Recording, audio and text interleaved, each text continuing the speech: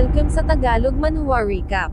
At pagkatapos mag-isip ni Zhang Zuan ay sinabi ni Master Kang na nung nakaraan daw ay umaasa lang siya na magkaroon ng magandang placement ang kanilang Master Teachers Pavilion sa darating na Master Teachers Exam.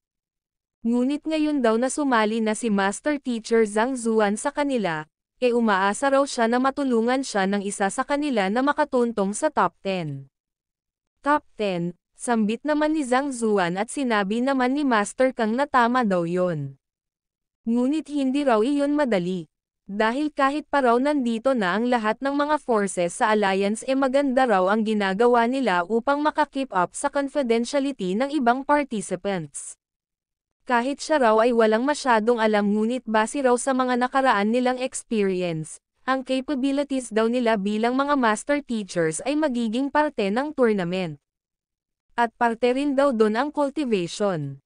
Kaya kung gusto raw nilang makapasok sa top 10 imposible daw yun kung hindi sila umabot kahit na 4th dan transcendent man lang. 4th transcendent, sambit naman ni Zhang Zuan.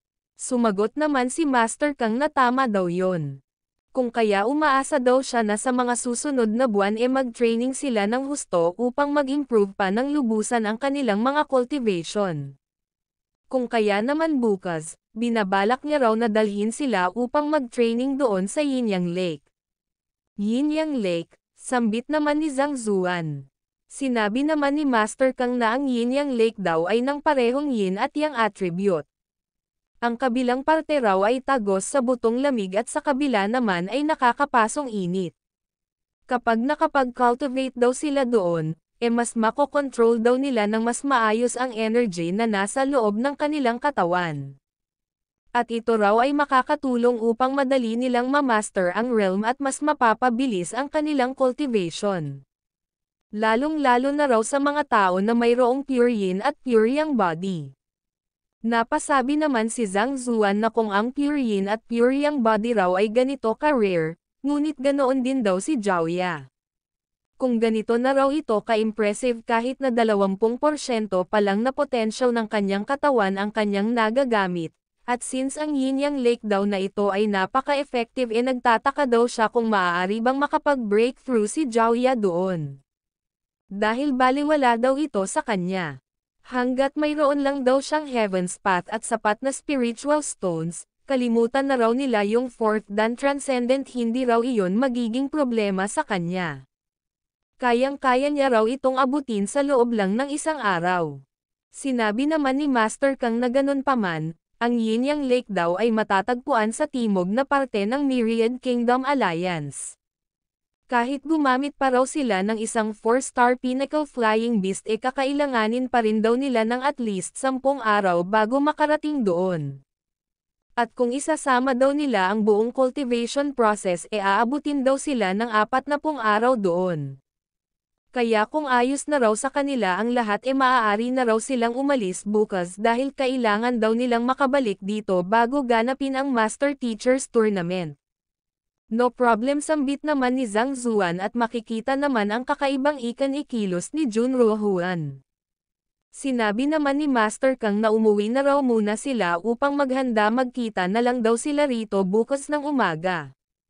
Makalipas ang ilang sandali, sa temporary residence ni Zhang Zuan sa Myriad Kingdom Alliance, tinawag niya si Jiaoya. At sinabi niya rito na dadalhin niya raw ito sa isang lugar bukas. Makakatulong daw ito upang mas ma-utilize niya pa ang potensyal ng kanyang katawan kaya maghanda na raw ito ngayon at sumang-ayon naman si Jiaoya dito. Napasabi naman si Zhang Zuan sa kanyang isip na ang buong trip daw na ito ay aabutin ng lagpas isang buwan kaya ang pinakamahalaga raw na dapat niyang gawin ngayon ay i-improve ang kanyang cultivation as much as possible. Kaya titingnan niya raw kung maaabot niya ang pinnacle ng Origin Energy Realm. At makalipas ang ilang sandali ay nag-cultivate na si Zhang Zuan at makikitang mula sa beginner ng Origin Energy Realm umabot na siya sa intermediate stage ng Origin Energy Realm. Napasabi naman si Zhang Zuan na hindi pa rin daw sapat ang spiritual essence. Sa tingin niya raw ay kakailanganin niya pa ng at least 2 intermediate spiritual stones upang maabot ang Pinnacle Realm. At kailangan niya rin dong mag-isip kung paano kikita ng pera. Ngunit di bale na lang daw pupunta na lang daw muna siya sa Yinyang Lake. Kung ang sinasabi raw ni Master Kang ay totoo, na ang lugar na ito ay mayaman sa spiritual energy, at ito ay isang perpektong lugar para sa cultivation, baka makapag-breakthrough daw siya doon kahit walang spiritual stones. Ngunit bago yon kailangan niya raw munang makakuha ng mga third dan transcendent na mga heavens art. Siguradong ang library daw ng Master Teacher's Pavilion ay mayroong lahat ng uri ng mga cultivation techniques. At ngayong siya raw ay isa ng 4-star Master Teacher, mayroon na raw siyang authority upang magbasa doon. At ilang sandali pa ay nakarating na si Zhang Zuan sa library. At nalula siya sa dami ng mga libro. Kapag binasa niya raw ito lahat siguradong aabutin daw siya ng ilang araw bago matapos.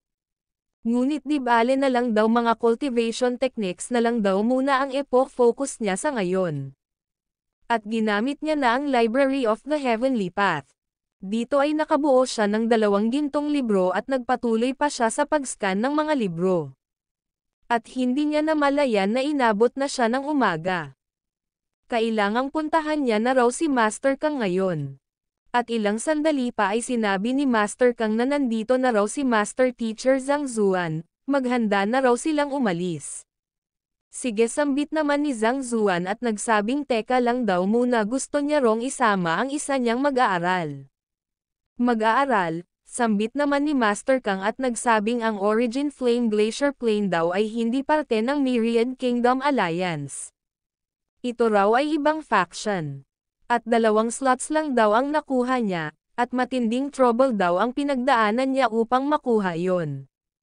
2 slots, sambit naman ni Zhang Zuan at nagtanong kung hindi raw ba sila maaaring kumuha ng isa pa. Sumagot naman si Master Kang na hindi. Dahil upang makakuha daw ng slots kailangan mo rong makapasa sa kanilang trial. At kung talaga raw na madali lang na i-negotiate ang lugar na iyon, marami na raw sanang ipinadalang mga prodigies ang Master Teacher's Pavilion doon. At hindi raw sana kaawa-awa ang naging record nila sa mga nakaraang Master Teachers Tournament. Sinabi naman ni Zhang Zuan na ano raw ba kaya kung ganito na lang. Ibibigay niya raw ang kanyang slot sa kanyang mag-aaral at ito raw ang papapasukin niya sa Yinyang Lake. Na siya namang ikinagulat ni Master Kang, hindi raw ito maaaring seryoso. Si Zhang Zuan daw ang pinakamalaking pag-asa na mayroon ang Myriad Kingdom Alliance para sa Master Teachers Tournament. Tapos ibibigay niya lang ito ng ganoon lang at napasabi si Master Kang sa kanyang isip na hinihintay niya pa naman daw na i-break nito ang record, kaya kung hindi raw ito papasok doon ibig sabihin daw nasayang lang ang lahat ng mga effort na ginawa niya. Sinabi naman ni Zhang Zuan na kailangan dong makapunta ng mag-aaral niya. Kaya ano raw ba kaya kung ganito na lang? Kung matigas daw talaga ang kabilang panig susubukan niya raw na i-negotiate ang mga ito. Iyon ay, sambit naman ni Master Kang at nagsabing kung ganoon lang daw kadali na deal ang mga iyon hindi na raw sana magiging ganito ka-complicated ang lahat. Ang Yinyang Lake daw ay mayroong entry restrictions kapag ito ay binubuksan nila. Ni hindi nga raw sila gumagawa ng arrangement sa sarili nilang mga tao. Ano pa raw ba kaya ang mga outsiders? Ngunit di bale na lang daw. Isama na lang daw ni Zhang Zuan ang kanyang mag-aaral. At kung hindi raw ito gumana susubukan niya na lang dong kausapin ang mga iyon at doon na sila magdi-decide kung ano ang gagawin. At lumipad na sila. Tinanong naman ni Zhang Zuan si Duho kung nasaan daw ba si Rohuan. Sumagot naman ito na tungkol daw doon, iyon daw ay mahabang kwento. Mukhang na-trauma daw at na-depressed si Master Teacher Jun Rohuan kaya hindi na raw ito makakapag-participate sa Master Teachers Tournament.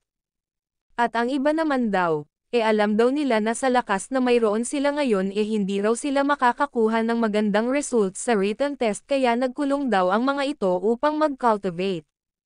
At siya na lang daw ang naiwan dahil kailangan daw ng 2 participants para makasali sa tournament. Ganoon ba? Sambit naman ni Zhang Zuan. Sinabi naman ni Master Kang kay Zhang Zuan na by the way, ito rong mag-aaral niya, ito raw ay mayroong napaka-unique na physique. Sinabi naman ni Zhang Zuan kay Master Kang na ito raw ay mayroong matalas na mata. Si Zhao Ya daw ay mayroong pure yin body at yun daw ang dahilan kung bakit gusto niya itong mag-cultivate sa Yinyang Lake. Sinabi naman ni Master Kang na gaya daw ng iniisip niya. At napasabi sa kanyang isip na kaya raw pala ipinagpipilitan ni Zhang Zuan na isama ito at nakahanda pa ito na ibigay ang kanyang slot. Para sa isang mag-aaral daw na mayroong ganitong talent napaka-worth it daw talaga nun. Ang pure yin body daw ay isang genetic gift, at kapag na-activate daw ang full potential ng physique na ito ito raw ay magiging napaka-flawless. At ang cultivation nito ay magbo-boost ng husto. At sinabi ni Master Kang na kung ganoon settled na raw ang lahat. At sinabi niya kay Duho na kung hindi raw mag-work sa kanya ang lahat doon ibigay na lang daw nito ang slot niya kay Zhao Ya. Sumagot naman ng okay si Duho at napasabi sa kanyang isip na ang akala niya raw ito na ang pagkakataon niya upang mag-shine at makakuha ng libreng tsansa na ma-improve ang kanyang strength. Ngunit mukhang nananaginip lang daw pala siya.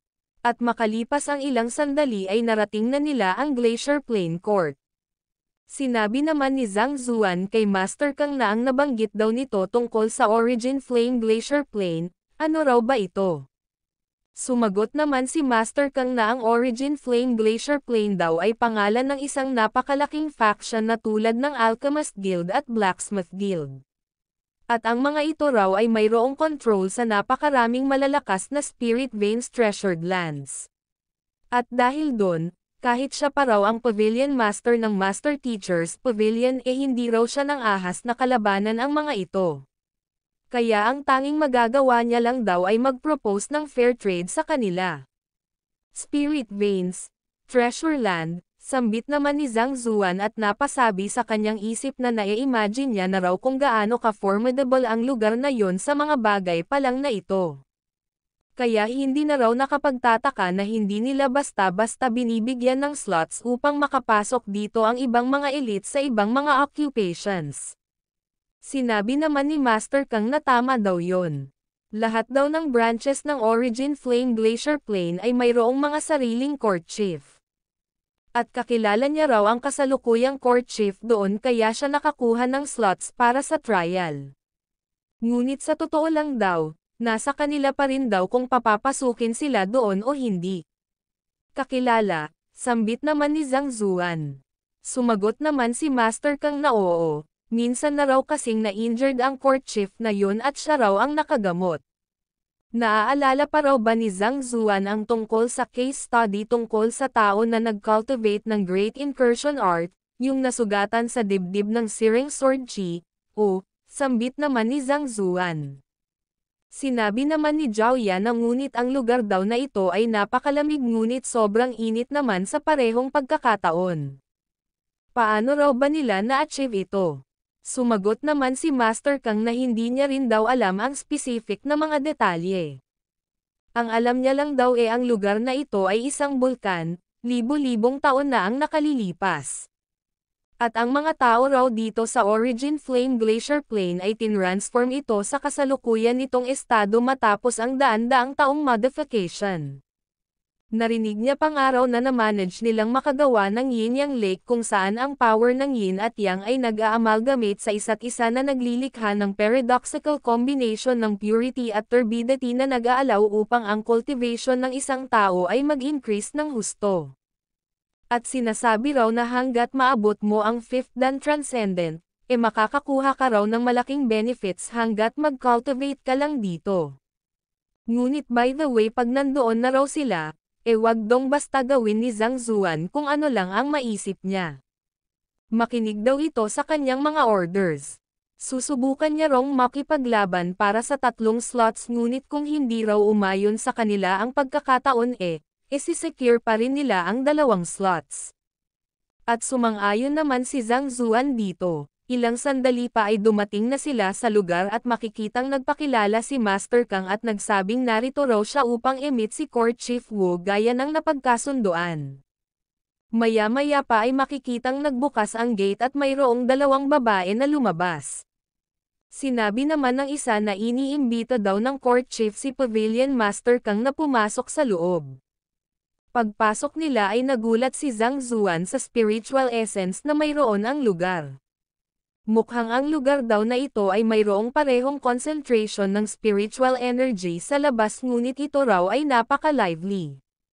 At kapag hindi niya raw ito ginabayan ng sadya ito raw ay papasok sa kanyang katawan sa pamamagitan ng kanyang balat at eno-nourish ang kanyang cultivation. At magpapabilis sa cultivation speed ng kanyang katawan.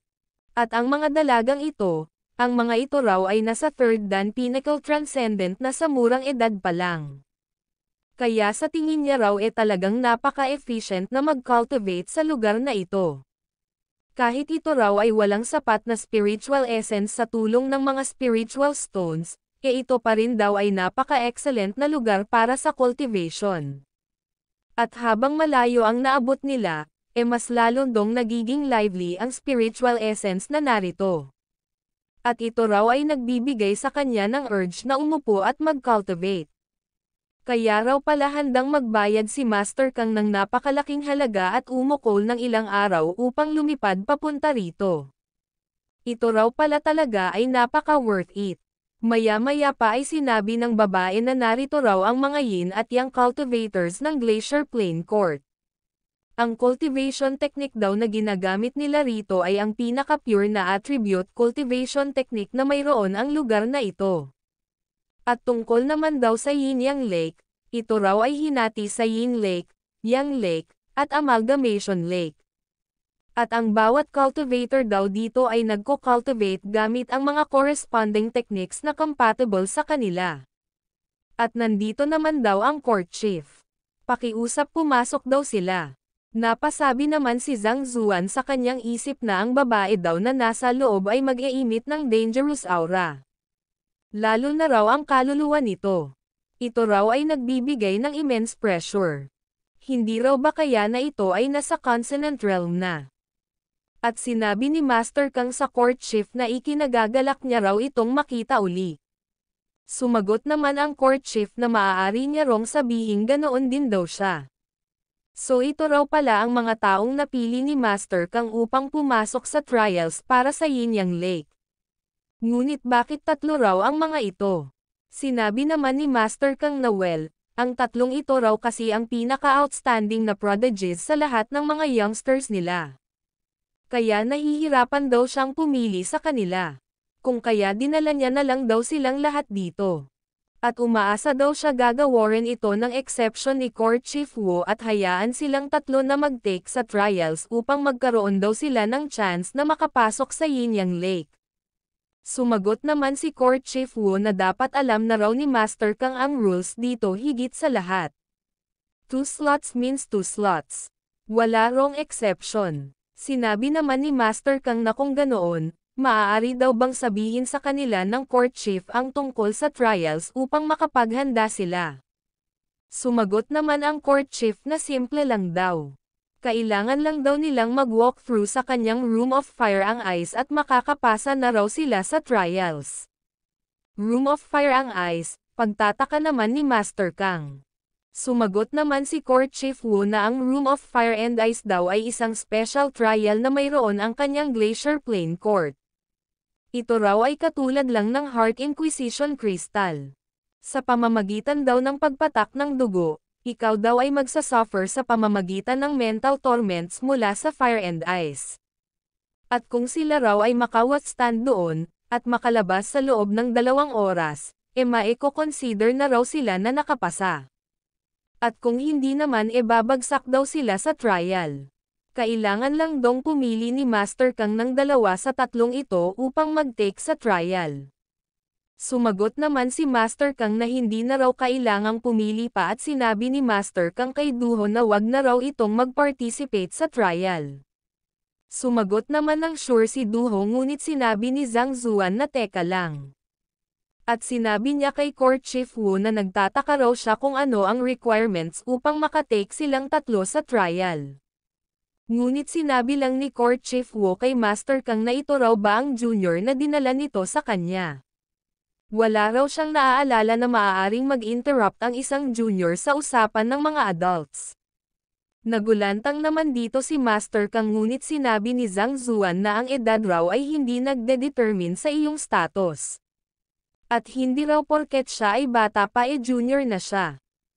Halimbawa na lang daw ang isang matanda na wala namang ginawa kundi magsayang lang ng oras. Kaya ano raw ba kaya kung ganito? Hayaan daw siya ni Court Chief Wu na bigyan niya ito ng guidance ng isang beses at trade daw nila iyon sa isang slot para sa trials. Ano raw ba sa tingin ni Court Chief Wu? Hindi naman makapaniwala si Master Kang dito. Sinabi niya na raw kanina na pigilan nito ang kanyang bunganga. Tapos sinabi pa raw nito na hayaang bigyan ng chance upang i-guide ang Court Chief, ang sabihin daw ang bagay na iyon sa isang 5th Dan Transcendent Elite. Hindi raw ba talaga natatakot mamatay ang taong ito? Bigyan ako ng guidance, sambit naman ni Court Chief Wu at nagsabing tapos sinasabi pa raw ni Zhang Zuan na bibigyan siya nito ng chance, nagpapatawa daw ba ito? Sinabi naman ni Zhang Zuan na totoo raw iyon, ito lang daw ang nag-iisang chance na mayroon si Court Chief Wu kaya kailangang i-appreciate niya raw ito. Dahil kung hindi, hindi na raw ito magkakaroon ng isa pang chance. Sinabi naman ni Duho kay Zhaoya na anuhin daw nito ang guro niya. Sumagot naman ng OC Zhaoya at sinabi niya na gaya daw ng binanggit ng kanyang guro, ito raw ay isang napakalaking opportunity para kay Court Chief Wu. Kailangan wag niya rong palampasin ang pagkakataong ito upang hindi niya ito pagsisisihan sa hinaharap. Napamura naman ang dalawa. At napasabi si Duho sa kanyang isip na ang ibig niya rong sabihin na gawin ni Zhaoya ay pigilan nito ang kanyang guro mula sa pagsasalita ng mga nonsense. Ngunit bakit tila seryoso daw itong nagbibigay ng advice sa Court Chief? Hindi raw ba parang sobrang confident naman nito sa kanyang guro? Napasabi naman si Master Kang sa kanyang isip na isang 2nd Dan Transcendent Master Teacher na nagsasalita ng ganito sa isang 5th Dan Transcendent, tapos wala pa raw itong kahit na kaunting hiya na sinabi yon, saan daw ba nakuha ni Zhang Zuan ang confidence na ito? Makikita namang nag-release ng aura si Court Chief Wu at sinabihan si Master Kang na paalisin niya raw ang mga ito. Ang kanyang Glacier Playing Court daw ay hindi welcome ang mga ignorant na tao na tulad ng mga ito. Ngunit sinabi ni Master Kang na pakiusap wag daw misunderstood ni Court Chief Wu ang bagay na ito. Si Master Teacher Zhang Zuan daw ay hindi isang arrogant na tao. Ngunit sinabi lang ni Court Chief Wu sa kanyang mga tauhan na paalisan na nila ang mga ito. Makikita namang nakikiusap pa rin si Master Kang ngunit sinabi ni Zhang Zuan na tumigil na raw ito. Bakit naman daw nila kailangang alalahanin pa ang isang tao na hindi nila alam kung babae ba o lalaki? At kung gusto raw silang paalisin nito, umalis na raw sila. Na siya namang ikinagulantang ni Duho at ni Master Kang. Ni hindi alam kung babae ba o lalaki. Sambit naman ni Master Kang at nagsabing kailangan pa raw ba talagang insultuhan ng ganoon ni Zhang Zuan ang Court Chief ng ganoon dahil lang sa hindi ito nag-agree sa kanya. Masama raw ito. Natatakot daw siya na baka tuluyan ng magalit si Court Chief Wu dito. Anong sinabi mo? Sambit naman ni Court Chief Wu. Sumagot naman si Zhang Zuan na hindi raw ba talaga nito narinig ang sinabi niya. Kailangan pa raw ba talaga nitong ipaspel sa kanya ang lahat? Kung hindi raw siya nagkakamali, ang ibang parte nito ay mabilis na tinutubuan ng buhok at ito ay matataas hindi raw ba? Napatanong naman si Duho sa kanyang isip kung sinasadya daw ba talaga ito ni Zhang Zuan. Hindi raw ba ito nakakaramdam ng hiya sa pag-insulto sa kasarian ng Court Chief at binanggit pa raw talaga nito ang tungkol sa buhok? Ano raw ba ang kinalaman ng buhok nito rito? Ang sabihin iyon ng napakalakas sa harap ng lahat, ang taong ito raw ba ay isang gangster o ano? At isa pa maaari mo raw ba talagang sabihin ang ganoong bagay, ganoon daw ba dapat gamitin ang perception ng isang master teacher? Napasabi naman si Master Kang sa kanyang isip na mukhang hindi niya na raw mapipigilan si Zhang Zuan. Kaya kailangang i-hold niya na lang daw ang court chief. Kaya nagsalita siya at nagsabing pakiusap kumalma lang daw ito. Kapag ito raw ay may gawin sa master teacher na ito, ngunit tinanong lang ni court chief Wu si Zhang Zuan kung paano niya raw ito nalaman na siya namang ikinagulat ni Master Kang. At napasabi sa kanyang isip na ininsulto daw ni Zhang Zuan ang kasarian ni Court Chief Wu at hindi lang yun, sinabi pa ni Zhang Zuan na ang ibang buhok nito ay mahahaba ngunit hindi lang daw sa hindi ito nagalit, umamin pa raw ito. Ha? Tama daw ba ang narinig niya? O nababaliw na si Court Chief Wu? Sinabi naman ni Zhang Zuan na simple lang daw yon. Sa kabila raw ng overwhelming yin attribute na mayroon ang katawan ni Court Chief Wu, ang majority naman daw ng mga acupoints nito ay nag-e-exude ng yang energy. Marahil ang mga gestures daw nito ay tila isang mahinhin na dalaga ngunit ang pagsasalita raw nito ay punong-puno ng lakas. Kaya kung hindi raw siya nagkakamali, ito raw ay nagsasuffer mula sa conflict sa pagitan ng yin at yang, at hindi niya raw magawang ma-maintain ang balance ng dalawang attributes na ito. Kung kaya naman ito raw ay tinutubuan ng balbas na para bang lalaki at ang kanyang mga pores daw ay kumakapal kung kaya naman humahaba ang mga buhok-buhok nito. Iyon ay, sambit naman ni Court Chief Wu at napasabi sa kanyang isip na totoo raw na nagsasuffer siya sa conflict sa pagitan ng yin at yang attributes at hindi niya ma-maintain ang balance ng mga ito. Lalo na raw sa nagdaang 2 taon, nagsisimula na raw siyang tubuan ng mga balbas na para bang isang lalaki. At kung hindi niya raw ito shave araw-araw upang ma-maintain ang kanyang dignity sa lahat ng pagkakataon, siguradong nalaman na raw ito ng iba at siya ay namatay na sa labis na pagkahiya. Dinagdag pa ni Zhang Zuan na matapos daw itong ma-injured mula sa Searing Sword Chi, naisip daw nito na bilang isang babae, hindi nito mabi-bring out ang full power ng Great Ancient Incursion Art. Kaya nag-decide daw ito na mag-switch ng focus at i-cultivate na lang ang yin attribute. Ganun pa man, hindi raw nito na-maintain ang balance ng dalawang kapangyarihan na ito na nasa kanyang katawan kung kaya ito raw ay nauwi sa ganito. At kapag hindi niya raw ito na-clear ng on time, maaari niya pa rin daw itong masuppress ng puwersahan ng hindi nalalaman ng iba ngunit baka mahirapan na raw ito pagkatapos ng 3 taon. Sinabi naman ni Court Chief Wu na maaari daw ba siyang magtanong kung mayroon pa raw bang solusyon tungkol dito. Sumagot naman si Zhang Zuan na okay, meron daw. Ang pinaka-direct daw na approach ay i-dissipate niya ang kanyang cultivation at i-exhaust niya ang kanyang power upang ito ay makarevert at bumalik sa pagiging isang normal na tao. Bumalik sa pagiging normal na tao, sambit naman ni Court Chief Wu at nagsabing hindi raw iyon maaari. Siya raw ay lagpas 100 taong gulang na kaya kung i-dissipate niya raw ang kanyang cultivation siguradong mamamatay daw siya sa old age. Napasabi naman si Zhang Zuan sa kanyang isip na kahit nagawa niya pa raw na malaman ang mga symptoms nito sa pamamagitan ng Eye of Insight, ngunit kung wala ang tulong ng Library of the Heavenly Path upang i-analyze ang root cause ng problema, mahihirapan daw siya na makagawa ng solusyon kaya sinabi niya kay Court Chief Wu na ano raw ba kung ganito. Magbato raw ito ng ilang mga suntok para sa kanya at gagawa daw si Zhang Zuan ng solusyon para sa kanya.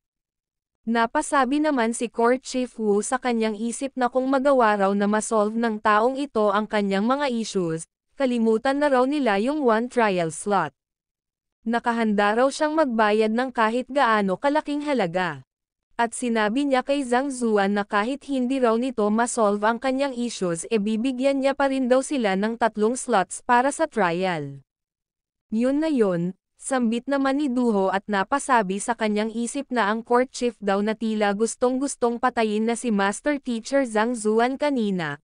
Ang lahat daw ng galit nito ay nawala matapos lang ang ilang kataga at pumayag pa raw ito na bigyan sila ng slots. Ito raw ay napaka-impressive.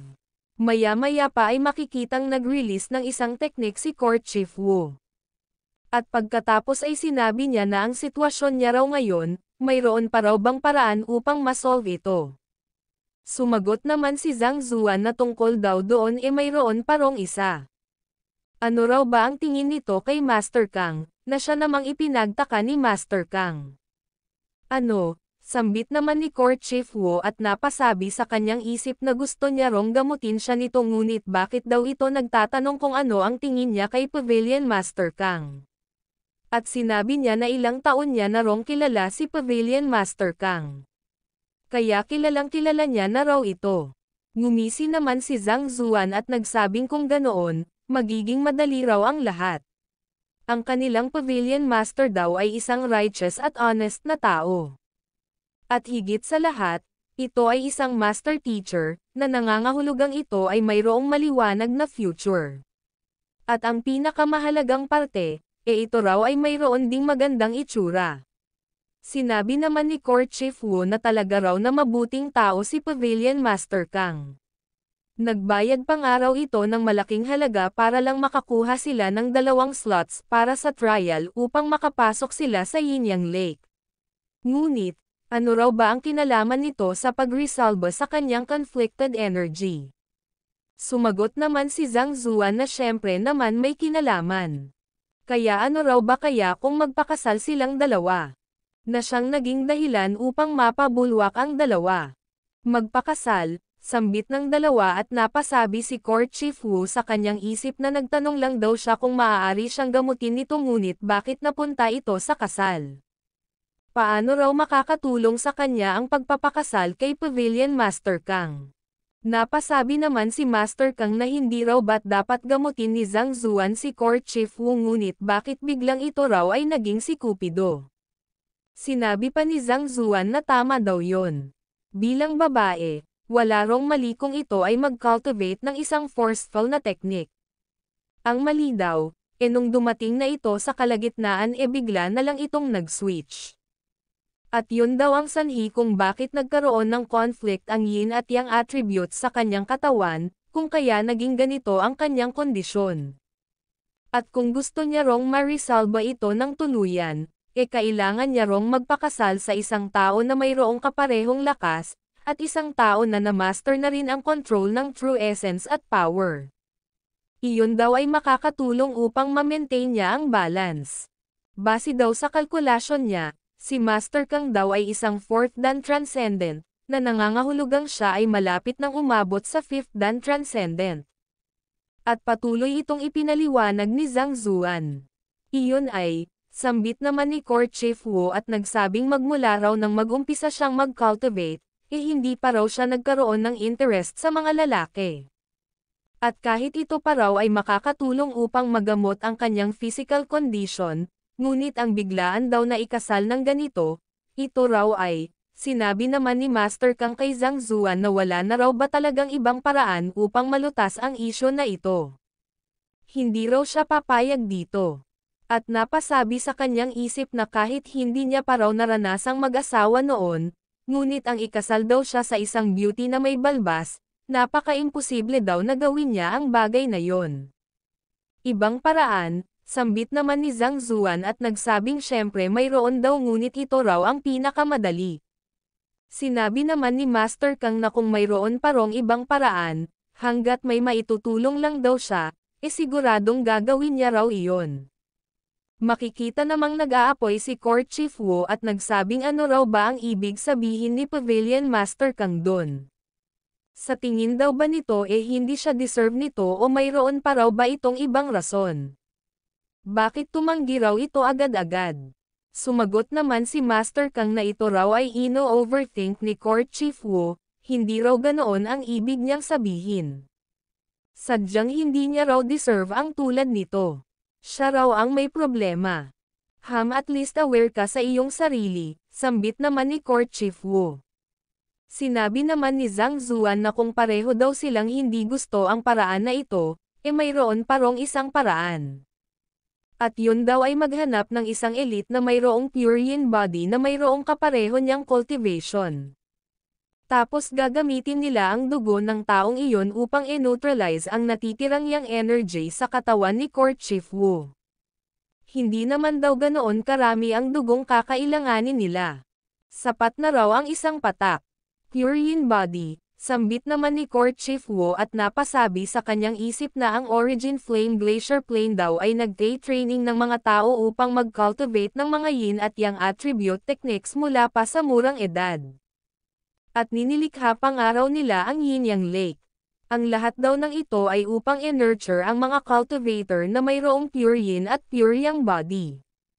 Ngunit sa kasamaang palad, wala daw silang mahanap na ganoong mga cultivators. Kaya sinabi niya kay Zhang Zuan na iyon daw ay imposible. Kaya bakit hindi na lang daw sila magpakasal ni Pavilion Master Kang? Ngunit tumanggi na naman si Master Kang at nagsabing hindi na raw kailangan. Hindi raw ba't mayroong isa rito na nagtataglay ng pure yin body? Meron, sambit naman ni Court Chief Wu at nagsabing saan daw ba sila makakahanap ng isa. Mayroon lang dong isa nito sa bawat 100,000 taon. Ang body type daw na ito ay napaka-rare. Paano raw sila makakakuha ng ganoon? Sumagot naman si Master Kang na ang mag-aaral daw ni Master Teacher Zhang Zuan na si Zhao Ya ay mayroong pure yin body. At ito raw ay 20% ng activated. Mayroon kang pure yin body? Tanong naman ni Court Chief Wu kay Zhao Ya at sinabi naman ni Zhang Zuan na tama daw yun, mayroon dong pure yin body si Zhao Ya. Sinabi naman ni Master Kang kay Zhang Zuan na kung ito raw pala ay mareresolve sa pamamagitan ng isang patak ng dugo ng isang pure yin body, bakit gusto pa raw ni Zhang Zuan na ikasal sila? Well, sambit naman ni Zhang Zuan at nagsabing si Zhao Ya daw kasi ay kanyang mag-aaral kaya responsibilidad niya raw na protektahan ito, kung kaya si Master Kang na lang daw ang isinakripisyo niya. Isa pa, magandang bagay naman daw yon na magkaroon ito ng asawa tapos ungrateful pa rin daw ito. Ginagamit mo ako upang protektahan ang iyong mag-aaral, sambit naman ni Master Kang at nagsabing tapos dapat maging grateful pa raw siya, get lost. Ito na lang daw ang maghanap ng asawa para sa sarili niya na isang babaeng may balbas. Maya-maya pa ay lumapit si Court Chief Wu kay Zhao Ya at nagtanong kung totoo raw ba talaga na mayroon itong pure yin body, kung kaya naman ipinakita ito ni Zhao Ya. Ito raw pala talaga ay, sambit naman ni Court Chief Wu at napasabi sa kanyang isip na ang mga tao raw sa Origin Flame Glacier Plane ay ligtas na. Maya-maya pa ay hinawakan niya ang mga kamay ni Zhao Ya at nakiusap na sumama ito sa kanya sa headquarters. Hanggat pumayag lang daw ito, ibibigay daw nila sa kanya ang best cultivation method na nandirito. A-activate daw nila ng 100% ang kanyang pure yin body sa loob ng pinakamaikling posibleng panahon. Upang siya ay mag-ascend at maging pinakamalakas na cultivator sa buong kontinente. Ngunit iwinaksi lang ni Zhao Ya ang kamay ni Court Chief Wu at nagsabing hindi na raw kailangan. Sa kanyang guro niya lang daw gustong sumama. Guro, sambit naman ni Court Chief Wu at nagtanong siya kay Zhang Zuan kung maaari daw bang mahiram ng Origin Flame Glacier Plane ang kanyang mag-aaral. Kailangan daw kasi nila ng isang elite na mayroong pure yin body. Hiramin. Sambit naman ni Zhang Zuan at nagsabing ang mag-aaral niya raw ay isang tao. Ito raw ay mayroong sariling intelligence at mayroong kakayahan na gumawa ng sarili niyang desisyon. Kung gusto raw nitong sumama sa kanila, susuportahan niya raw ito, ngunit kung ayaw niya, wala raw makakapilit sa kanya na gawin ang gusto nila. Sumagot naman si Court Chief Wu na hindi raw ganoon ang ibig niyang sabihin. Sana iwag niya raw silang misunderstood, ito raw ay, ang bagay daw na ito ay may kinalaman sa secrets ng Origin Flame Glacier Plane. Kaya wala daw siyang otoridad na sabihin sa kanila ang lahat. Kaya ano raw ba kaya kung ganito? Dahil gusto raw nilang makapasok sa Yin Yang Lake, paglabas daw nilang lahat, mag-agree man daw o hindi ang headquarters, sasabihin niya raw sa kanila ang sekreto. Sumang-ayon naman dito si Zhang Zuan. Maya-maya pa ay sinabi ni Court Chief Wu na nandito raw ang entrance papunta sa Room of Fire and Ice. Kailangan daw muna nilang makapasa sa trial bago makapasok sa Yin Yang Lake. Ang rason daw kung bakit ginagawa nila ito, ay dahil sa inconsistency ng Yin Yang Lake. Ang amalgamation daw ng yin at yang ay maaaring magsanhi ng matinding sakit sa mga tao na papasok doon. Kaya kung dito pa lang daw sa Room of Fire and Ice hindi na nila ma-handle, sila raw ay masusunog o kaya naman maaabon ng yang energy at magyayelo na parang popsicle sa yin energy doon sa Yin-Yang Lake. Napasabi naman si Zhang Zuan sa kanyang isip na kagaya daw ng pag-take ng isang penicillin, kailangan daw muna itong i-test bago gamitin. Kapag hindi raw muna sila dumaan sa trial, maaari daw silang mamatay sa mga harsh conditions na hindi kayang matake ng kanilang katawan. At nagtanong si Court Chief Wu kung sino raw ba ang mauunang pumasok. Nagtaas ng kamay si Zhang Zuan ngunit nagtaas rin ng kamay si Duho at nagsabing siya na lang daw muna ang mauna. At sumang-ayon naman si Zhang Zuan dito. Nagpasalamat naman si Duho at napasabi sa kanyang isip na sa ilalim daw ng normal na sirkumstansya, hindi raw nila dapat na paunahin si Master Teacher Zhang Zuan sa anumang mga trial. Maya-maya pa ay hinawakan ni Duho ang gate at ito ay nagbukas at namangha siya sa kanyang nakita. At pumasok na siya. Makalipas ang 2 oras, lumabas na si Duho at nagtanong kung nakapasa daw ba siya. Sinabi naman ni Court Chief Wu na kahit pa raw na breach ang mental fortitude ni Duho, nagawa pa rin daw nitong maka-walk through sa loob ng 2 oras kaya maaari daw itong makapasok sa Yin-Yang Lake. Sinabi naman ni Zhang Zuan na hindi raw ba't sinabi ni Court Chief Wu na ang Room of Fire and Ice ay upang i-test ang kanilang resilience, kaya bakit daw ba? Sinabi naman ni Court Chief Wu na talaga raw na ang Room of Fire and Ice ay isang test ng mental resilience. Ngunit kapag ang mental fortitude daw ng isang tao ay na-breach, ang physical body daw ng taong iyon ay dadanas ng mga injuries. Ngunit ang magawa daw ni Duho na maka-walk through sa kabila ng ganoong sirkumstansya, nagpapatunay lang daw yon na ito ay nagtataglay ng malakas na endurance. At nagtanong si Court Chief Wu kung sino raw ba ang susunod. Sinabi naman ni Zhao Ya kay Zhang Zuan na hayaan daw siya nito at sinabi naman ni Zhang Zuan na sige mag-ingat daw ito. Pagkalipas ng 1 oras ay lumabas na si Zhao Ya. Nakapasa siya.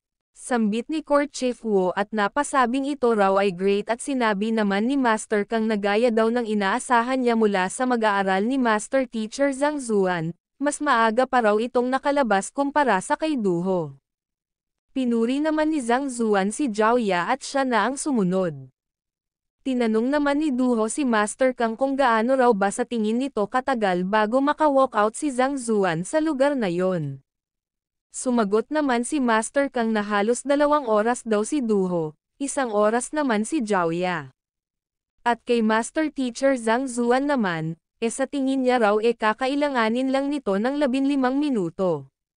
15 minuto. Sambit naman ni Duho at nagsabing sa tingin niya raw kakailanganin lang nito ng 5 minuto. 5 minuto, pagtataka naman ni Court Chief Wu. Sinabi naman ni Duho na mukhang hindi raw alam ni Court Chief Wu kung gaano ka-impressive si Master Teacher Zhang Zuan. Sa totoo lang, nagtataka pa rin nga raw siya kung napakatagal na para kay Zhang Zuan ang 5 minuto. Napatanong naman si Court Chief Wu kung ganoon daw ba talaga kalakas ang taong yun at sinabi naman ni Master Kang na tama daw yun. Maghintay lang daw sila at manood. Ngunit pagkaraan ng 5 minuto, 10 minuto, 15 minuto, 30 minuto, 50 minuto, 80 minuto, ay wala pa rin si Zhang Zuan. Napasabi naman si Court Chief Wu na halos 2 oras na raw at sinabi naman ni Master Kang na ito raw ay, bakit wala rong nangyayari doon. Sinabi naman ni Court Chief Wu na nag-times up na raw at hindi pa rin lumalabas si Zhang Zuan. Mukhang ito raw ay hindi nakapasa sa trial. Hindi siya nakapasa, sambit naman ni Duho at napasabi naman si Master Kang sa kanyang isip na mukhang maniac daw itong si Zhang Zuan nang siya ay nasa Master Teacher's Pavilion. Ngunit bakit ganito raw ito kahina rito?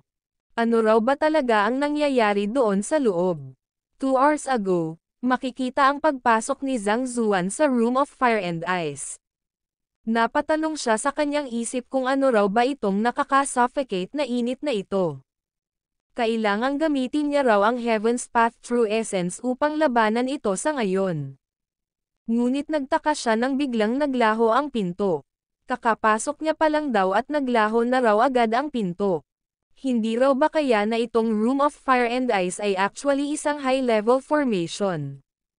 Makakaalis lang daw siya sa lugar na ito sa pamamagitan ng pag-walkthrough sa buong passageway. Ang init daw ay nag-umpisa ng maging apoy. At kung hindi niya raw ito maiiwasan, susubukan niya na lang daw itong daanan. Ilang sandali pa, sa sunod na hakbang niya ay naging yelo naman ang pathway. Ito raw ay, kaya raw pala nagkaganon si Duho. Sa tingin niya mukhang ito raw ay nilamon ng flaming at chilling aura na nandito. Totoo raw na ang isang transcendent elite ay mayroong kakayahan na labanan ang nature, ngunit ang labanan ang biglaang pagpalit ng matinding temperatura, mahihirapan daw sila na i-endure ito at maaaring mag-collapse. Flames at icicles, may hindi raw tama dito. Kahit ang isang 4-star Pinnacle Formation Master daw ay hindi kayang gawin ang bagay na ito. At isa pa, wala raw siyang naramdamang kahit na kaunting pagpalit ng spiritual essence pagpasok niya. At kung ito raw ay isang formation, mararamdaman niya raw ito. Kung ganoon titingnan niya raw kung ano ba talaga ang nangyayari dito at ginamit niya na ang Eye of Insight. At napasabi siya na ito raw pala talaga ay isang trial para sa mental fortitude imbes na physical body. Ang kanyang kaluluwa at consciousness raw pala ay nahila lang papunta sa isang illusion. Ito raw ay hindi isang formation. Gayunpaman, ito raw ay mayroong parehong effect.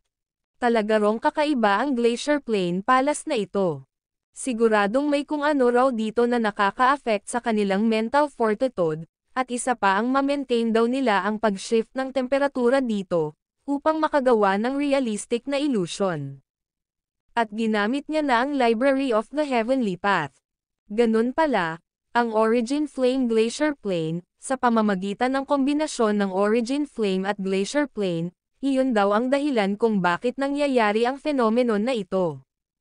At base raw sa direction, mukhang ito na raw ang lugar. At makikitang nagbukas ang sahig. At tumalon pababa si Zhang Zuan. Pagland niya, nagulat siya sa kanyang nakita. Ito raw ba ay ang Yinyang Lake? Ngunit kung ganoon daw talaga, napakaliit daw nito. Sa tingin niya raw mukhang isang tao lang daw ang kasya rito dahil siguradong masikip daw dito kapag nagsabay ang dalawang tao. Titingnan niya raw kung ano ang nangyayari dito at ginamit niya na naman ang Library of the Heavenly Path. At natuklasan ni Zhang Zuan na ang bagay pala na ito ay Origin Flame Glacier Plain Seed Water. Ito raw ay ginawa ng mga members ng Origin Flame Glacier Plane sa pag-fuse ng Origin Flames na nagagawa sa pamamagitan ng pag-seal ng Earth Veins gamit ang isang unique material. Napaka-rare na material. At ang number 1 flaw nito, nangangailangan daw ito ng isang specialist upang i-maintain dahil kung hindi madali lang itong masisira. Hindi raw pala talaga ito ang Yinyang Lake. Dahil kung talagang ang Yinyang Lake ay ganito lang kaliit hindi raw magiging ganito kasikat ang Glacier Plain Palace. Nabanggit daw ni Master Kang na ang lugar na ito ay dating bulkan at ito raw ay tinransform at naging Land of Ice. Sa tingin niya mukhang ito raw ay, ngunit ang bagay daw na ito ay nakagawa ng isang illusion kaya ito raw ay effective laban sa mga kaluluwa. Ngunit ano raw ba kaya ang mangyayari kapag pinalabas niya ang kanyang kaluluwa at pumasok dito? At sinubukan na nga ito ni Zhang Zuan. Maya-maya pa ay nailabas niya na ang kanyang kaluluwa. Ang sarap daw nito sa pakiramdam, ang Heaven's Path Soul Art daw ay ginagawang napaka-resilient ang kanyang kaluluwa.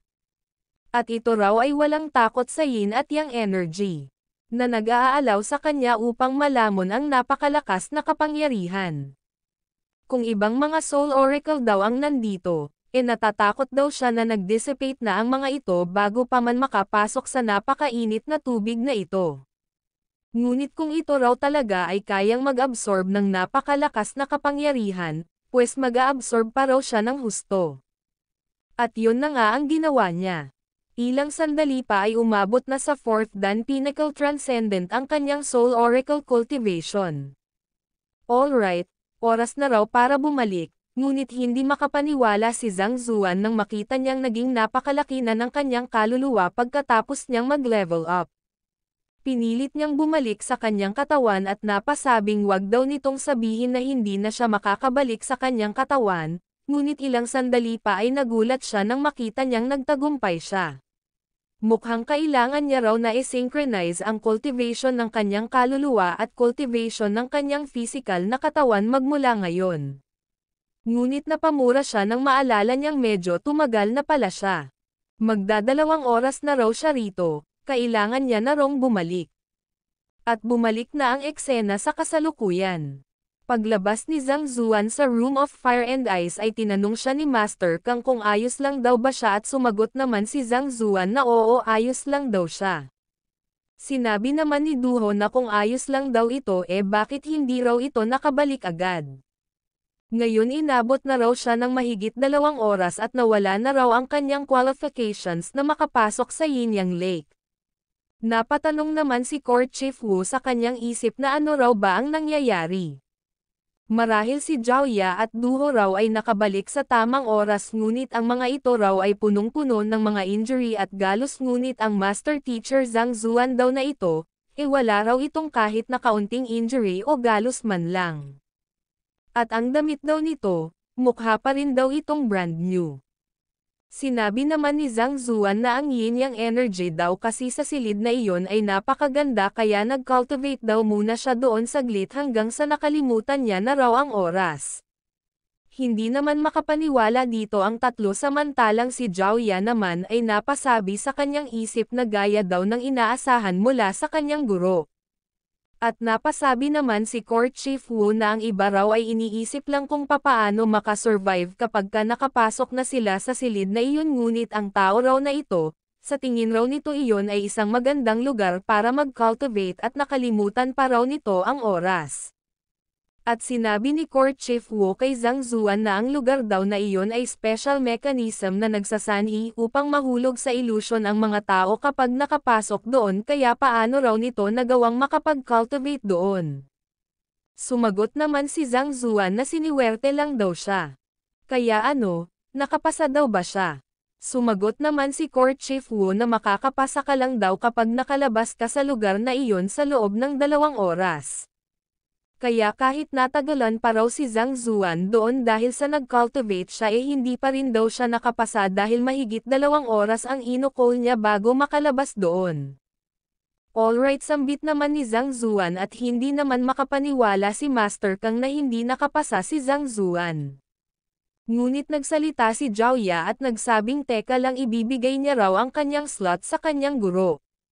Tinapik naman ni Zhang Zuan ang balikat ni Jiaoya at nagsabing ang Yinyang Lake daw ay hindi effective sa kanyang ngunit kay Jiaoya daw, dahil sa ito raw ay mayroong pure yin body, kapag ito raw ay nagkaroon ng tsansa na makapag-cultivate doon, siguradong mag-i-improve daw ito ng husto. Kaya hindi na raw nito kailangang ibigay pa sa kanya ang slot. Ngunit, sambit naman ni Jiaoya at sinabi naman agad ni Zhang Zuan na raw ba hindi raw ba ito makikinig sa kanya. Wala na raw ngunit-ngunit. Kapag ito raw ay nakinig sa kanya, sumunod sa mga instructions ni Court Chief Wu, at mag-focus sa kanyang cultivation doon sa Yinyang Lake, gamitin niya raw ang pagkakataong ito upang ma-activate ng tuluyan ang potential ng kanyang katawan. At sinabi niya kay Court Chief Wu na dahil sa siya raw ay hindi qualified na makapasok doon sa Yinyang Lake, maaari na raw nitong dalhin si Jiaoya at si Duho doon. Maghihintay na lang daw sila rito kasama si Pavilion Master Kang. Sinabi naman ni Court Chief Wu na kung ganoon pakiusap sumunod na raw silang dalawa sa kanya. Napasabi naman si Master Kang kay Zhang Zuan na ang opportunity daw na ito, napakasayang daw nito. Sumagot naman si Zhang Zuan na hindi naman daw. Dahil sa mayroon dong rules dito sa Glacier Plain Palace, at hindi raw siya nakapasa sa trial, wala na raw siyang dapat na ikayamot. At sinabi ni Zhang Zuan na kung gusto raw talaga ni Master Kang na mag-improve ang kanyang cultivation, bakit hindi raw siya nito bigyan ng ilang mga intermediate spiritual stones? Maaari daw siyang makipag-trade sa mga items na mayroon siya na mayroong parehong value. Intermediate spiritual stones, sambit naman ni Master Kang at nagsabing mayroon daw siyang iilan nun. Kung useful daw talaga ito kay Zhang Zuan, maaari niya raw itong ibigay. Ibigay sa akin, sambit naman ni Zhang Zuan at sinabi naman ni Master Kang na hanggat makakuha lang daw si Zhang Zuan ng magandang rangkang sa Master Teachers Tournament ibibigay niya raw ang 5 intermediate spiritual stones na mayroon siya. Sumagot naman si Zhang Zuan na hindi na raw kailangan. Hindi niya raw ito kukunin ng libre. Ngunit nagulat sila nang makaramdam sila ng napakatinding aura. At napasabi si Master Kang na ito raw ay si Court Chief Wu, masama raw ito. Ano raw ba ang binabalak nitong gawin, bakit ito biglang nag-imit ng ganito kalakas na aura? Hindi raw ba kaya na may gagawin itong bago, at makikita namang nag-alala si Zhang Zuan kay Zhaoya. At sinabi ni Master Kang kay Zhang Zuan na pupunta raw siya doon upang tingnan kung ano ang nangyayari, kaya sumunod na lang daw ito, ngunit nagulat siya nang makita niyang wala na si Zhang Zuan. At napasabi siya sa kanyang isip na siya raw ay isang 4th Dan Pinnacle Transcendent. Ngunit bakit hindi raw mahabol ng kanyang mata ang mga movements ni Zhang Zuan? Ito raw ba talaga ay isa lamang 2nd Dan Transcendent? Ni kahit ang isang 5th Dan Transcendent daw ay walang ganitong speed. Kaya hindi raw ba kaya na ang taong ito ay hindi lang isang 2nd Dan Transcendent? Mukhang may itinatago daw si Master Su at Master Ling sa kanya. Siguradong ang origin daw ni Zhang Zuan ay something else. Tatanungin niya raw yung dalawa pagbalik niya. Maya-maya pa ay nakarating na sila sa entrance. Napasabi naman si Master Kang na hindi raw ba kaya na ito na ang Yinyang Lake, ngunit may hindi raw tama dito. Narinig niya raw na ang Yinyang Lake ay isang pool ng tubig na mayroong clear separation ng yin at yang. Ito raw ay mayroong nakakapasong init na tubig at ang kabila naman ay nagyayelong lamig. Ngunit ang nasa harap daw nila ngayon, marahil mayroon daw itong sapat na spiritual essence. Ngunit ito raw ay hindi nagtataglay ng ganoong mga attributes. At tinanong niya si Court Chief Wu kung ano raw ba ang nangyayari at sumagot naman ito na mayroon dong nangyari sa Yinyang Lake. At makikitang galit na sinabi ni Court Chief Wu sa Maiden na ulitin daw nito ang sinabi niya. At sinabi ng Maiden na gaya daw ng usual na ginagawa nila, pumunta daw sila doon upang clear up ang seed water. Ngunit natuklasan daw nila na ang yin at yang energy na nasa seed water ay tuluyan ng naglaho at ganoon din daw ang nangyari sa Yinyang Lake. Napasabi naman si Court Chief Wu na ang seed water daw ay nakalagay sa kinailaliman. At ang yin at yang na tinataglay nito ay pino-form ng earth veins at ng icy plains. Kaya paano raw ito naglaho ng ganon-ganon lang at ni ano raw ba ang ginawa nila? Napatanong naman si Master Kang kung ano raw ba ang seed water na tinutukoy nito, ano raw ba ang nangyayari. Kung may itinatago raw ito, bakit hindi raw nito sabihin sa kanila, baka makatulong daw sila tungkol dito. Sinabi naman ni Court Chief Wu na nakapaloob raw dito ang greatest secret ng Glacier Plain Palace. At wala raw siyang balak na sabihin ito sa kanilang, ngunit sa kasalukuyan dong sitwasyon, kung hindi niya raw ito ma-resolve mismo, sa tingin niya raw hindi niya na ito may tatago pa. Ito raw ay ang Yinyang Lake. Marahil sila raw ngayon ay nagtataka kung bakit hindi na ito nagtataglay ng nakakapasong init at nagyayelong lamig na attributes, gaya ng naririnig nila sa mga sabi-sabi. Ang spiritual essence daw na nasa loob ng Yinyang Lake ay nag-gather mula sa mga spiritual stones. At ina-assume niya raw na naiintindihan nila ang sinasabi niya sa pamamagitan lang ng pagtingin dito. At tungkol naman daw sa yin at yang energy na nakapaloob dito, ito raw ay ini-extract mula sa seed water. At patuloy itong ipinaliwanag ni Court Chief Wu. Iyon ay, sambit naman ni Master Kang at napasabi sa kanyang isip na ang akala niya raw napakasimple lang nito at madali lang nila itong masusolve. Ngunit mukhang wala raw pala silang magagawa tungkol dito. Ito raw ay napaka-unfortunate. Ang akala niya raw mag-e-improve ng husto ang cultivation ng mga mag-aaral dito pagkatapos nilang makakuha ng slots, ngunit hindi niya raw inaasahan na mangyayari ang ganito. At tatanungin niya sana si Zhang Zuan, ngunit nagulat siya nang makita ang itsura nito. At nagtanong kung ano raw ba ang nangyayari dito, ngunit hindi ito narinig ni Zhang Zuan dahil ang nasa isip lang nito katapusan niya na raw. Ano raw ba ang gagawin niya? Nag-messed up na naman daw siya. Babayaran niya raw ba ito? Ngunit ang problema wala raw siyang pera. Hindi raw dapat siya ang may kasalanan nito. Dahil bakit wala raw kahit na isang guard sa ganito kaimportanteng lugar. Ngunit hindi na raw yun nagmamatter sa ngayon dahil kahit anong klaseng lugar pa man daw ito, siya pa rin daw ang nagsanhi nito. Di bale na lang daw, kahit na ano man daw ang mangyari, kailangan niya rong aminin ang nagawa niya. Upang malaman niya kung may magagawa daw ba siya para i-make up ito. Kaya sinabi niya kay Court Chief Wu na tungkol daw doon daw sa loob ng Room of Fire and Ice, hindi raw ba't sinabi niya kanina na nag-cultivate siya doon. Marahil nangyari daw ang lahat ng ito dahil sa nung nag-cultivate siya doon kanina napasobra daw siya at aksidente niyang naabsorb ang lahat ng yin at yang energy na nagmumula sa seed water. At makikitang nagulantang ang tatlo sa kanilang narinig. At napasabi si Duho sa kanyang isip na curious daw siya kung bakit hindi nagtagumpay na maka-walkthrough agad si Master Teacher Zhang Zuan sa Room of Fire and Ice samantalang siya ay nagtagumpay. Ngunit ang mahigop daw nito ang lahat ng essence ng seed water, at ginawang useless ang Yin-Yang Lake, ano pa raw ba ang silbi ng kanilang mga slots? Napasabi naman si Court Chief Wu sa kanyang isip na ngunit ang seed water daw ay nakatago sa underground.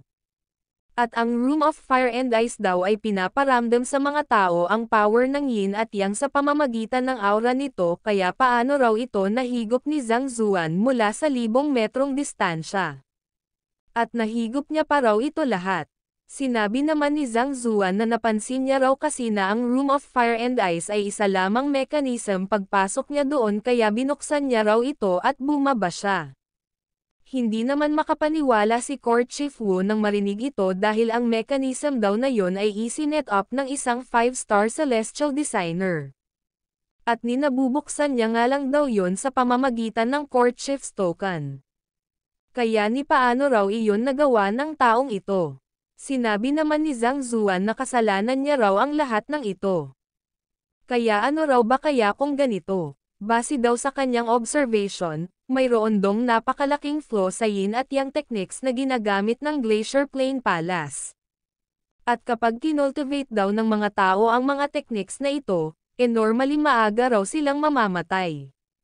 Nagulat naman si Court Chief Wu nang marinig ito at napasabing ang mga disciples daw na nagko-cultivate ng yin at yang techniques, upang nurture ang seed water, matapos daw nilang mag-suffer mula sa impact ng Earth Vein at Glacier Plain, normally hindi raw sila nabubuhay ng matagal. At kahit umabot pa sila sa Transcendent Realm at magkaroon ng matinding lakas, hirap daw silang umabot man lang sa 60 taong gulang. At ito raw ay malaking secret ng Glacier Plain Palace noon pa man. Kaya paano raw ito nalaman ni Master Teacher Zhang Zuan sa isang tingin lang? Sinabi naman ni Zhang Zuan na maaari niya raw silang matulungan na i-improve ang mga cultivation techniques at resolbahin ang problemang ito. Kaya consider na lang daw nila itong bayad niya sa pagkakamaling nagawa niya. I-improve ang mga techniques, pagtataka naman ni Court Chief Wu. Sinabi naman ni Zhang Zuan na tama daw yon. Ang pinakamalaking problema raw ng dalawang techniques na ito sa ngayon, ay ang cultivator daw na nagko-cultivate nito ay nahihirapan na i-control at i-utilize ang yin-yang energy na naiipon sa kanilang katawan. At ang mga cultivator din daw ay hindi nagtataglay ng compatible na katawan. Kapag ang energy daw ay naipon sa loob ng kanilang katawan sa loob ng mahabang panahon, ito raw ay makakapinsala sa kanilang cultivation. Katulad lang daw ito sa kung paano hindi maaaring mag-consume ng ginseng ang lahat ng mga tao kahit ito pa ay nakakabuti sa katawan. Kung ikaw daw ay mayroong hindi angkop na katawan, ito raw ay magsisilbing lason kahit gaano pa man kaganda ang medicine supposedly. Kaya kapag nagawa raw nila na matukoy ang root cause, at magawang mapa-fuse ang katawan ng mga cultivators sa parehong yin at yang energy, magiging madali na lang daw para sa kanila na ma-recover ang kanilang vitality.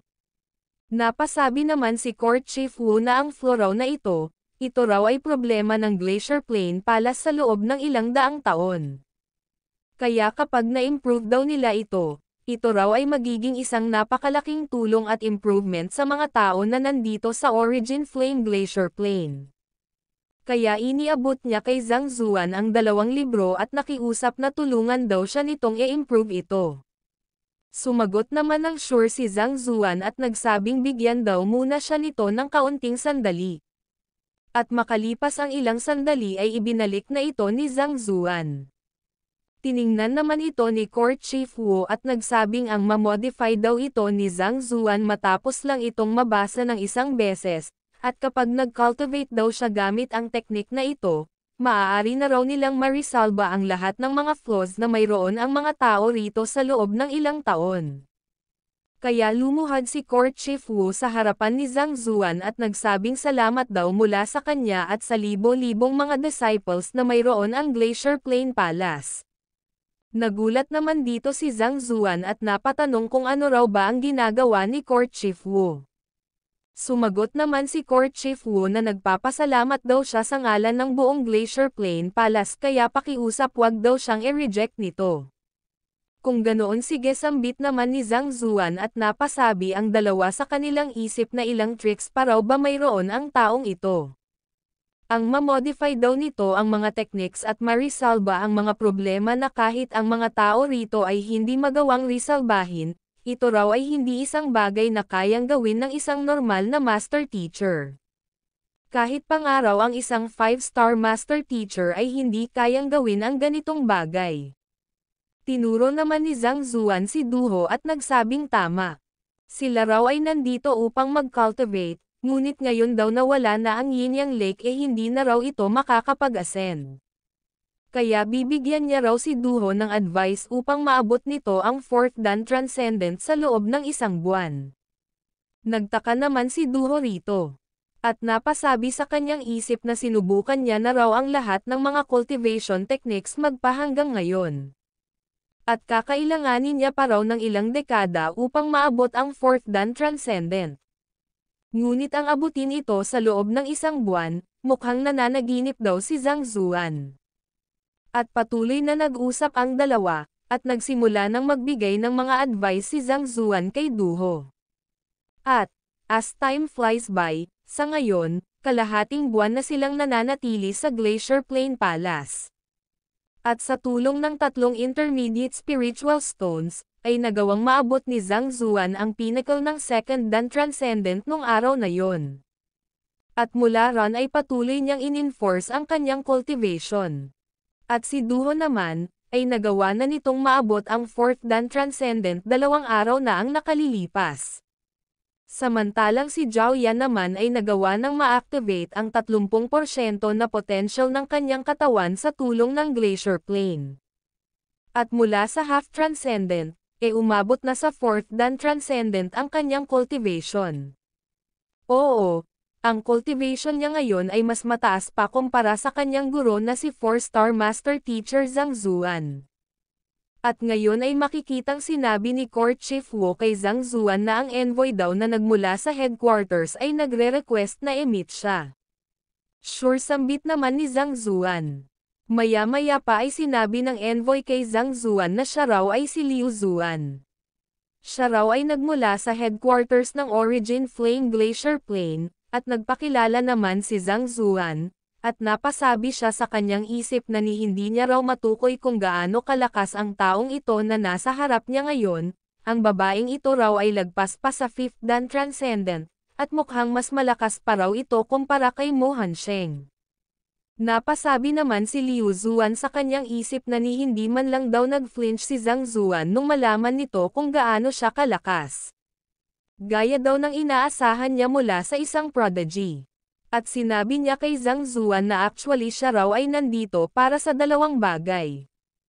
Ang una daw ay upang pasalamatan si Master Teacher Zhang Zuan sa pag-modify nito sa kanilang mga cultivation techniques upang maiwas ang kanilang mga tao sa kapalaran ng maagang kamatayan.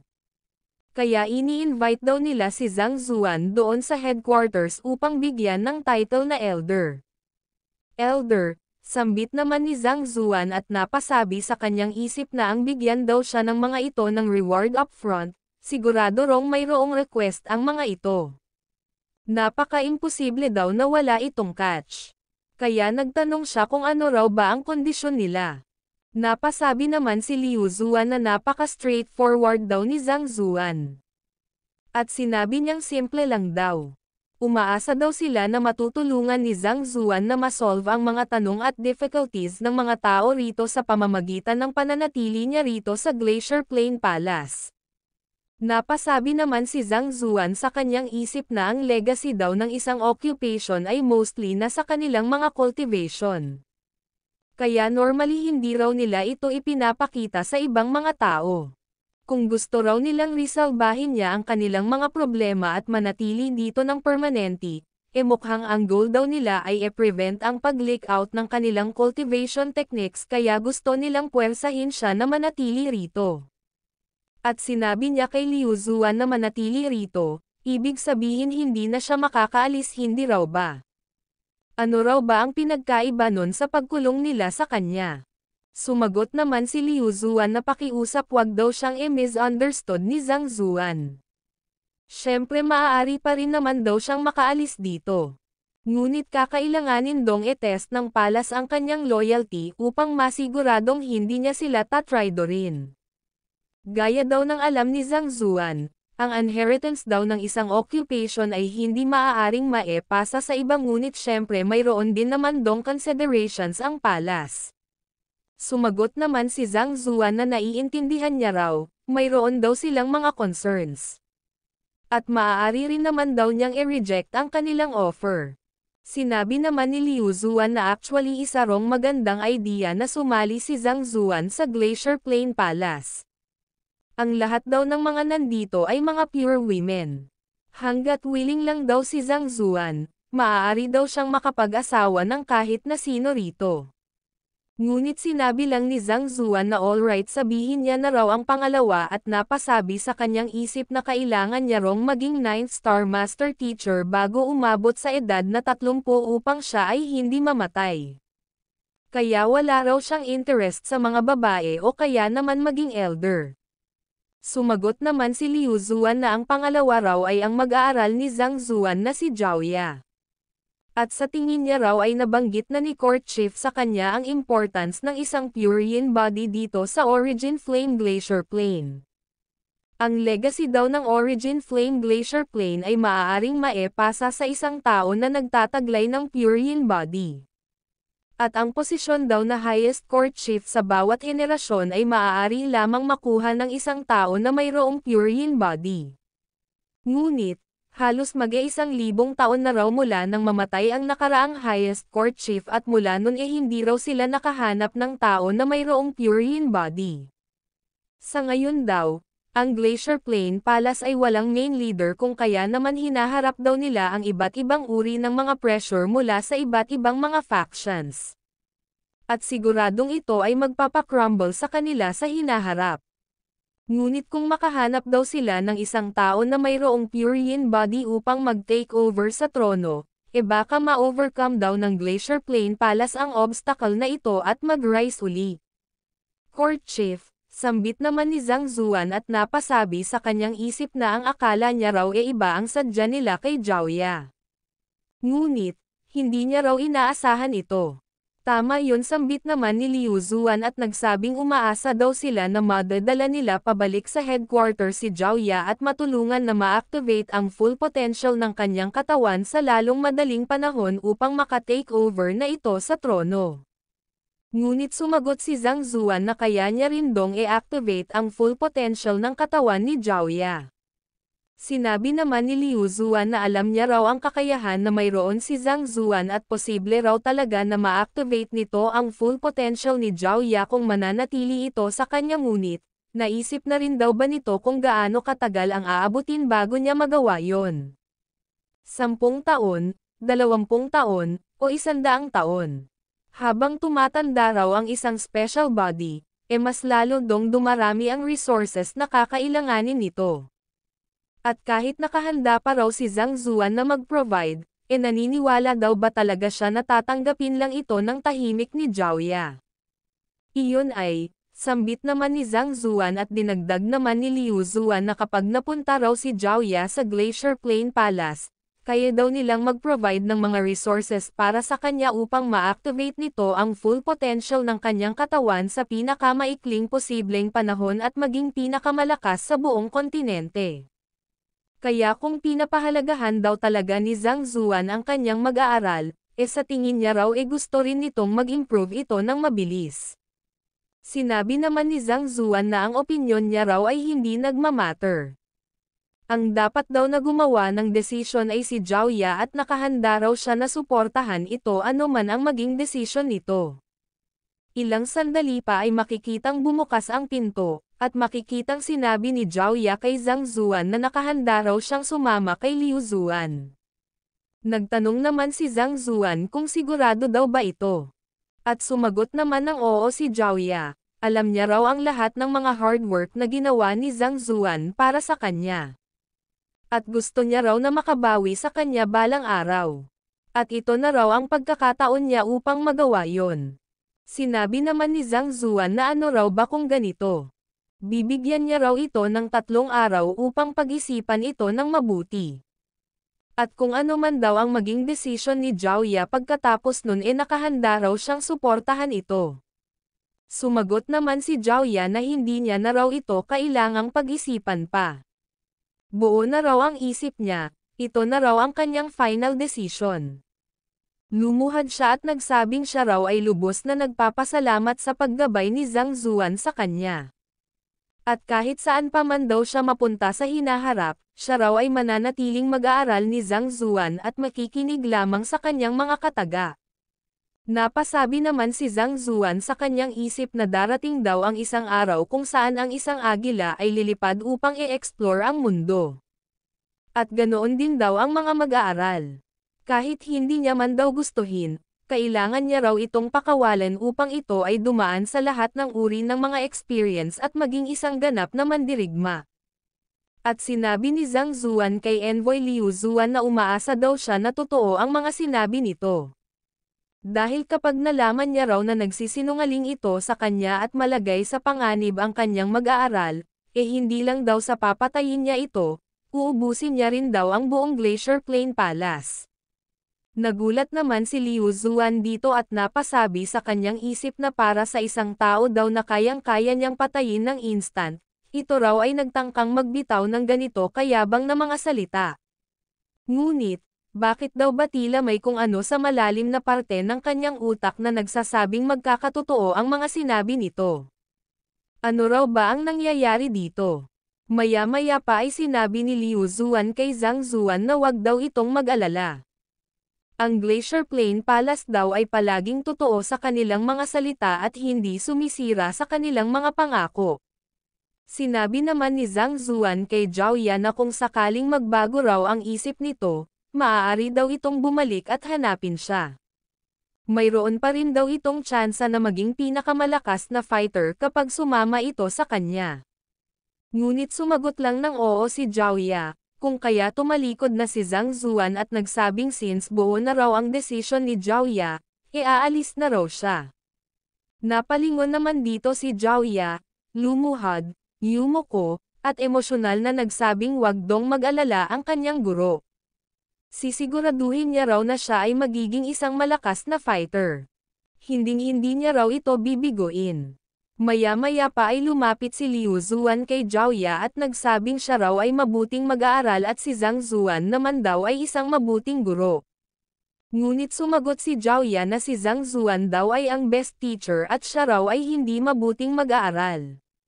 Sinabi naman ni Liu Zuan na hanggat ma-activate lang daw ni Zhao Ya ang full potential ng kanyang katawan at maging court chief, magiging madali na lang daw para sa kanya na matulungan si Zhang Zuan. Dahil kapag patuloy daw na sumunod si Zhao Ya kay Zhang Zuan, mapapabagal niya lang daw ang improvements at development nito. Lahat din naman daw ay mayroong katapusan, darating daw ang araw na hihiwalay ang mag-aaral sa kanyang guro. Napaka-imposible daw na manatili ito sa likod ng kanyang guro at magtago sa ilalim ng kanyang mga pakpak habang buhay. Tinawag naman ni Court Chief Wu si Envoy Liu Zuan at Zhao Ya ngunit sinabi ni Liu Zuan na ito raw ay magiging isang upset for sometimes kay Zhao Ya ngunit, hanggat malampasan niya lang daw ito, ang sakit daw ng pagkawalay niya sa kanyang guro ay kanyang magiging motivation upang mag-improve at lumakas ng lumakas. Ganoon din daw sa kanyang mental resilience. Makalipas ang ilang araw, sinabi ni Duho kay Master Kang na 5 araw na raw ang nakalipas, ayos lang daw ba si Zhang Zuan? Sumagot naman si Master Kang na hindi rin daw siya sigurado. Sinabi naman ni Duho na knowing daw kung paano etrata ni Zhang Zuan ang kanyang mga mag-aaral, hindi raw ba kaya na ito ay labis na nalungkot sa pag-alis ni Zhao Ya. Sumagot naman si Master Kang na mukhang hindi raw ganoon. Ngunit nagulat siya sa kanyang napansin, ito raw ay hindi labis na kalungkutan, kundi isang soul enlightenment. Soul enlightenment, pagtataka naman ni Duho. Sinabi naman ni Master Kang na ang bawat cultivator daw ay mayroong soul depth, at ginagamit daw ito ng mga master teachers upang i-analyze ang mga problems at flaws upang gabayan ang mga tao na resolbahin ang kanilang mga issues. Kahit pa raw si Master Teacher Zhang Zuan ay nagmi-meditate, wala rong kahit na kaunting disturbance sa spiritual essence nito, na nangangahulugang ito raw ay hindi nagko-cultivate. Kaya ang magawa daw nitong maupo sa loob ng 5 araw nang hindi gumagalaw ng kahit na kaunti at hindi rin nagko-cultivate, ibig sabihin daw nun na manage niya na makadive in sa isang unique state ng enlightenment. At napasabi si Master Kang sa kanyang isip na ang soul enlightenment daw ay isang mental state na dumating lang by chance. Kapag ang isang master teacher daw ay nagawang maabot ang state na ito, ang soul depth daw nito ay mag-i-increase ng husto. Minsan na raw siyang nalinlang sa impartation of heaven's will nito kahit hindi pa ito nagkakaroon ng enlightenment na nangangahulugang ang soul depth nito ay halos kapareho lang sa kanyang level. Kaya magiging gaano raw ba kaya ito kalakas kapag nagawa pa nitong mag-breakthrough. Kaya sinabi ni Master Kang kay Duho na tumigil na raw ito sa pag-i-interrupt kay Zhang Zuan. Mag-focus na raw ito sa kanyang sariling cultivation. Kailangang umabot daw ito sa clarifying turbidity pinnacle realm bago sila bumalik sa Myriad Kingdom Alliance. Sumagot naman ng oo si Duho at sinabi naman ni Master Kang na panahon na raw para mag-rise ang Myriad Kingdom Alliance. Makalipas ang ilang sandali, ay dumilat na si Zhang Zuan. Napasabi siya sa kanyang isip na hindi niya raw inaasahan na ang pag-alis ni Zhao Ya ay mag-aalaw sa kanya na makapasok sa state of soul enlightenment. Ang soul depth niya raw ay nag-increase ng 2.0 points at umabot na raw ito ngayon sa 16.1. Sa kabilang dako naman, makikita ang isang lalaki na nakatayo sa harap ng Myriad Kingdom Alliance.